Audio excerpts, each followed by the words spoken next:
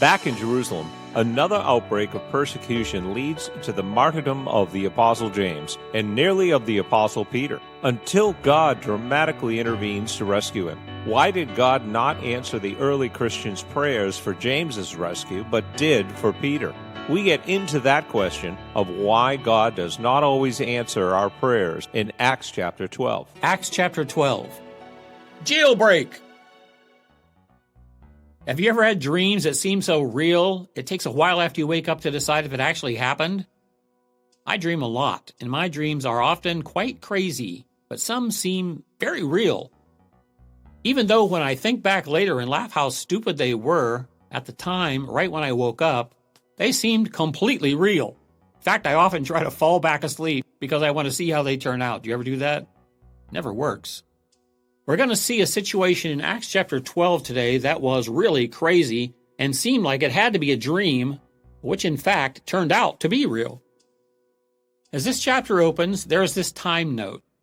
At about this time, King Herod arrested some who belonged to the church, that is, believers in Jerusalem, and was intending to persecute them.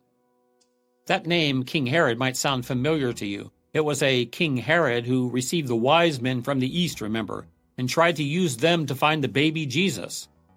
That King Herod was known to history as Herod the Great. He was also a ruler who had undertaken the grand project of rebuilding the temple in Jerusalem, the temple we keep reading about in both the Gospel and Acts. He was actually a vassal king on the leash of Rome, but was given wide authority in his domain, which included Israel and some adjacent territories. Herod the Great ruled for a long time, until shortly after Jesus' birth. Then, upon his death, his will said his kingdom should be divided between three of his sons. One of them was King Herod Antipas. We read about him in the Gospels during the public ministry years of Jesus. He's actually the King Herod who arrested and had the prophet John the Baptist beheaded. He's also mentioned in passing during the trials of Jesus. Herod Antipas fell out of favor with his Roman overlords, and for many reasons, he was sent into exile in 39 AD. Then one of his brother's sons, called Herod Agrippa I, became a vassal ruler for the Romans in Israel. This is who we are running into here in Acts chapter 12. Herod Agrippa was very well connected in Rome. In fact, this man had spent his youth in Rome and had grown up with young Caligula, who went on to become a Roman emperor. But Herod Agrippa's rule was cut short, as we'll see in this chapter. Why do I mention all this? Well, for one thing, I like history. Sorry if you don't. But for our purposes, I want to establish for you that these people we're reading about in the biblical accounts, these are real people. And by cross-referencing what secular history records about them, it helps us date things in the New Testament too. Herod Agrippa I, who is mentioned here at the outset of chapter 12. We know from secular history he was only in office for 5 or 6 years, from approximately 39 AD to 44 AD. So, when Luke writes, at about this time, King Herod arrested some Christians, that helps us pinpoint exactly the time he's talking about and where we are on the timeline of Christianity's development. Barnabas and Saul have either just arrived in Judea with that gift for the Jerusalem church we read about in the previous chapter, or maybe were en route to do so, and the year is 44 AD. That means that Christianity is only a little more than a decade old at this point. But a lot has happened in that decade, hasn't it? Most notably, the Christian faith has already spread from Jerusalem, Judea to Samaria to Ethiopia, into the Mediterranean islands, northward as far as Lebanon, and eastward toward Damascus, Syria, and even into what is today Lower Turkey, some 300 miles from where it all started. I can't get inside Herod Agrippa's head, but perhaps, since he was a politician intent on maintaining power, and there was always intrigue going on in the Herod family, sometimes it boiled over in ways that affected the Christian church and on to the pages of the books of Acts and the Gospels. From what I understand of this man's rule, I think his decision to start persecuting Christians just then could well have been a diversion, to change people's focus from problems his administration was having. It seems that after the persecutions headed up by Saul of Tarsus several years before, things had kind of settled down between the Jewish leaders and the Christian community. Was Saul's persecution now caused by the sudden expansion of Christianity among Gentiles? Because that really riled up the Jewish leaders in Jerusalem. Was Herod Agrippa's desire to curry favor with those leaders in Jerusalem what caused him at this point to strike out against the early Christians? I'd love to know more about this. But for whatever the man's motivations were, we learned in this chapter that he arrested some Christians, and at least one very prominent one, James, the son of Zebedee. That's the brother of the Apostle John. This James was one of the original 12 apostles, one of the fishermen from Galilee. The John, who wrote the fourth gospel I mentioned, is his younger brother. After arresting James, Herod had him beheaded, the Roman method of capital punishment, which Luke says pleased the Jewish leaders. They saw now in Herod, apparently, an ally, a political leader with some clout who would be on their side in this rivalry with growing Christianity. Seeing that the Jewish leaders liked this renewed aggression against Christians, Herod Agrippa then arrested and imprisoned an even bigger fish, the Apostle Peter, with the intention of putting him on trial and no doubt executing him as well. But God had other plans for Peter. You might recall that Jesus himself had told Peter he would live to be an old man, which he was not yet at this point. So, Luke writes, Peter was kept in prison, and the church was earnestly praying to God for him. It's encouraging to see that that was the response by the early Christians to this aggression from the state. It doesn't sound like they were panicked, and although there were quite a few Christians at this point, their reaction was not to try to meet violence with violence. There was no call to, from the apostles, let's form a Christian militia. No, Jesus had taught a different way to react to opposition and persecution. Not only by his own example, but directly in his teaching to his followers. He'd said, bless those who curse you. Pray for those who abuse you. His teaching and example was not to take revenge on people, even when you had the power to possibly do that, but to entrust yourself to God's sovereign care. Let vengeance, if it's called for, be meted out by God, Jesus had taught. So the believers here responded to this crisis of Peter being arrested correctly, with meekness and prayer, seeking God's intervention for his safety. And God heard and answered those prayers in an amazing way. Peter, after his arrest, was placed in a very secure facility, undoubtedly the fortress in Jerusalem that's called the Fortress of Antonia. From Luke's description, which I'm sure he got from the inmate himself, Peter was shackled between two guards, with two guards standing watch at the entrances to where he was held. 4 squads of soldiers were assigned this duty, each on guard for 6 hours round the clock. Sounds like Herod was taking no chances at all with such a prominent prisoner. So the situation looked bleak. I'm sure no one among the early Christians in Jerusalem expected Peter would get a fair trial, so they were earnestly praying for God to somehow intervene. Listen to how Luke describes what happened next. The night before Peter was to be placed on trial, he was asleep, fastened with 2 chains between 2 soldiers. Others stood guard at the prison gate. Suddenly, there was a bright light in his cell, and an angel of the Lord stood before Peter. The angel stood before him and, to awaken him, poked him in the side and said, "Quick, get up!" And the chains fell off his wrists, and the angel told him, "Get dressed and put on your sandals." And he did. "Now put on your coat and follow me," the angel said. So Peter left the cell, following the angel. And all the time, he thought it was a vision. He didn't realize it was actually happening. He thought it was a dream. They passed the first and second guard posts, came to the iron gate that led to the city. That opened up for them all by itself. So they passed through that and started walking down the street. And then suddenly, the angel left him. So Peter was in this heavily guarded prison, shackled between 2 guards in a cell, in a locked cell. This arrangement couldn't have been too physically comfortable, and yet, it says here, he was asleep. Gauging by what had recently happened to his friend James, how could he sleep? I'm pretty sure I'd be filled with all kinds of anxiety.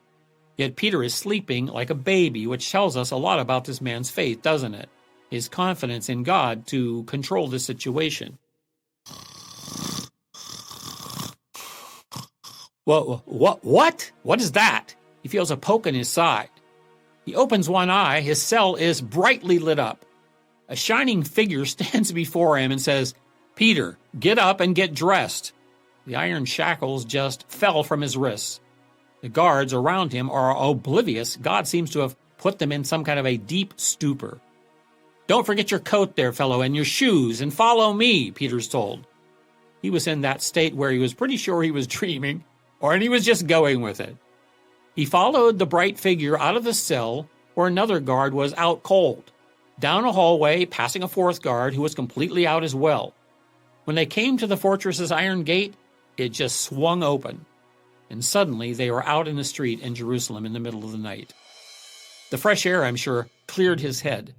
They started down that deserted street, for it was the middle of the night, and suddenly he was in the darkness again, all alone. His shining rescuer, which he now realized had to have been an angel of God, was gone. And at this point, Peter was fully awakened and realized this was no dream. God had miraculously freed him, sparing him from what would have happened almost certainly the next day, because it was Herod's intention to kill him. Getting his bearings, he headed to the home of the Christians he knew best in the city. It was to the house where the upper room was located, where had been for some time a gathering place of the followers of Jesus. Peter, by this time, was actually the leader of a house church that met in that home. When he arrived there, he began knocking on the outer gate to the courtyard. I'm sure his heart was racing as he was looking over his shoulder, trying to see if anyone was following him, and also still knocking, trying to get the attention of someone to let him in. He kept knocking, increasingly more insistently. Finally, a young servant girl came out to see who could be there at such an hour. When she saw it was Peter, she ran straight back into the house and told those gathered there praying for God's intervention that he was at the gate. This is a funny scene. The girl's words seemed to them to be too good to be true. "You're out of your mind," they laughed. "No, I'm telling you, it's really Peter. He's at the gate." Meanwhile, I'm sure Peter is wondering how long till guards at the prison notice he's missing, and why in the world didn't that girl let him in? So he knocks even harder. Finally, someone comes out and unlocks the gate and let him in. You imagine. They're shocked, but overjoyed at seeing Peter standing safely before them. He's no doubt shushing them as he herds everybody inside and tells them all about his miraculous escape. He didn't stay at that location long, though, because I'm sure he knew this was the first place Herod's soldiers would come looking for him. He told these friends to inform the other leaders of the church at what had happened, that he was safe, but that he needed to move on to somewhere Herod's men could not find him. It's hard to not laugh when you read this story, imagining the scene. These believers, Mary, who owned the home, her son John Mark, the servant girl Rhoda, and other members of this house church were apparently right in the middle of a serious all-nighter, a prayer vigil for Peter's safety. When he actually shows up there in the middle of the night, the answer to their prayers. And they can't believe that's true. He's pounding at the gate trying to get someone to let him in. The girl says people inside think it's imaginary. They can't believe it.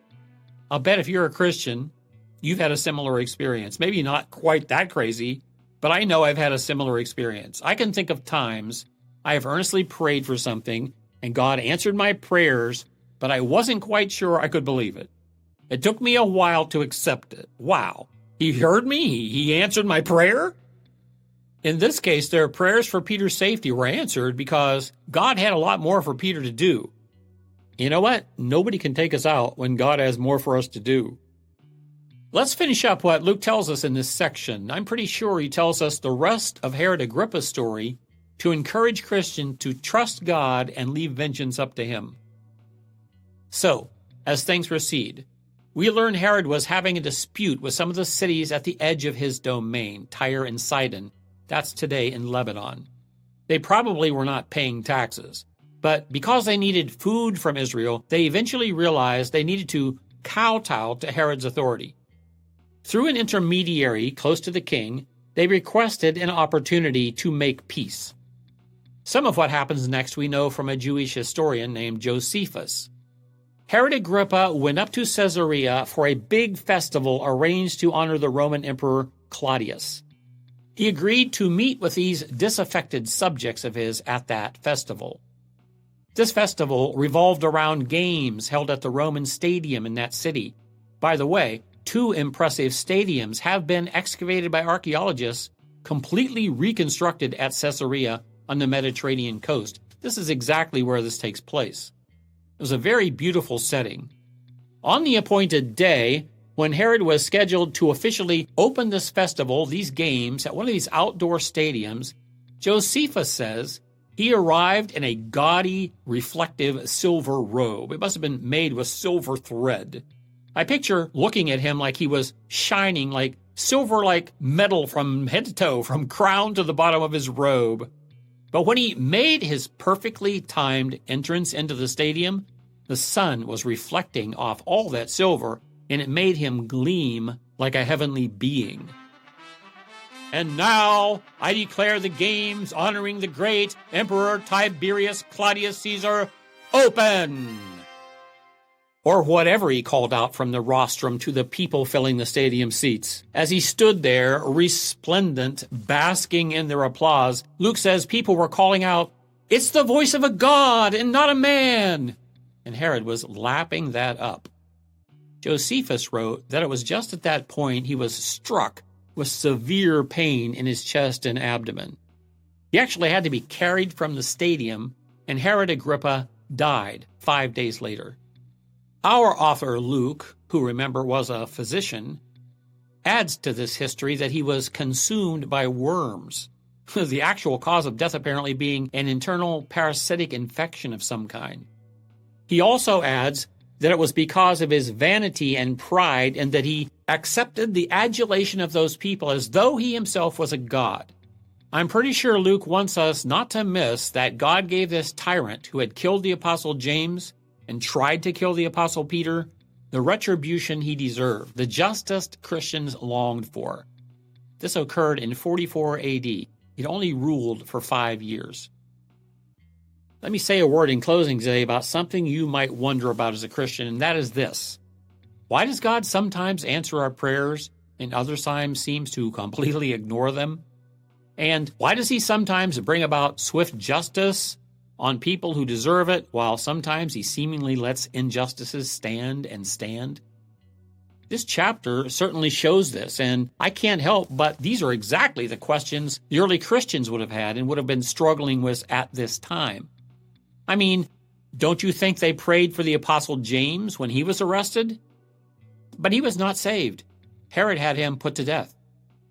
Yet when Peter was arrested and they prayed for God's intervention, there was a miraculous intervention, something impossible to explain except as an answer to their prayers. Or again, I'm sure when Saul of Tarsus persecuted the early Christians in Jerusalem, they cried out for justice. But God let it go on and let it go on until Saul had driven most of the Christians out of Jerusalem and Judea. And here, when Herod Agrippa set about again to arrest and persecute Christians, Luke makes it clear that it was God who then cut that man's life short.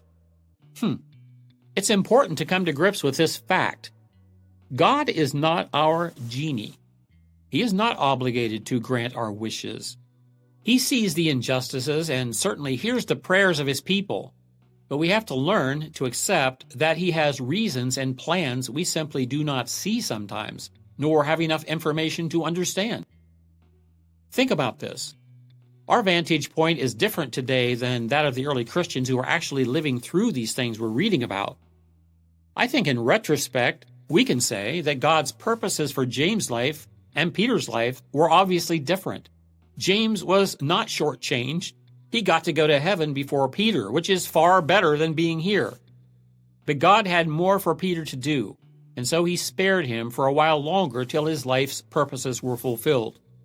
So Peter lived on for a few more decades, but he died too. We all do. What God has for our lives while we are here, we do not always see. His ways are often past our discovering, and we have to learn to trust him. That's even easier to see in the case of Saul of Tarsus versus Herod Agrippa. They were both engaging at a time for serious injustices, cruelty against the early Christians. In both cases, I'm sure the believers cried out in prayer for God to protect them, to intervene, to bring down justice on these persecutors. But God let Saul go on for quite a time. while Herod Agrippa got carried out of that stadium full of parasites and died. Again, from our perspective now, we can see that God used the persecution of Saul, that he used that very difficult thing to scatter the early Christians. Because when they scattered, the seed of the gospel was scattered, like seed being cast up into the air on a windy day. It led to Christianity being scattered and planted all over the place. We've read about it already in Cyprus, in Lebanon, in Syria, and so on. It greatly furthered the Great Commission. In that case, we can see now why God did not answer those prayers. He clearly had a purpose in allowing Saul's persecution to go on. Even a purpose for it in Saul's own life, as that chapter in his life became a huge part of his personal testimony later on. You know, as a Christian for many years, I've made peace with the fact that I can pray for what I would like to see God do, but I end my prayers with, "But of course, Father, you know better than me. Your will be done." That's not always easy. Some of you listening to me today may well be experiencing real injustices, and you may be crying out to God for help. He hears you if you're his child. Trust him.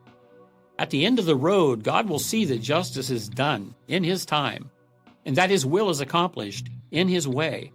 And at the end of our journey, God will see to it that all of his people are safe with him forever. This is Paul for Share the Word. Thanks, Paul. For those of you who are new to Share the Word, we release 2 podcasts every week, one on Monday and one on Thursday at 9 a.m. But you don't have to wait, because you can access all of the podcasts simply by visiting sharetheword.org. Everything that's produced for Share the Word is free for you to use and to share. Please take a moment to subscribe to Share the Word. Oh, and before I go, please consider becoming a financial partner so that we may continue the Great Commission to share the Word around the world. Visit sharetheword.org and click Give. From all of us at Share the Word, our blessings and prayers go out to all of you.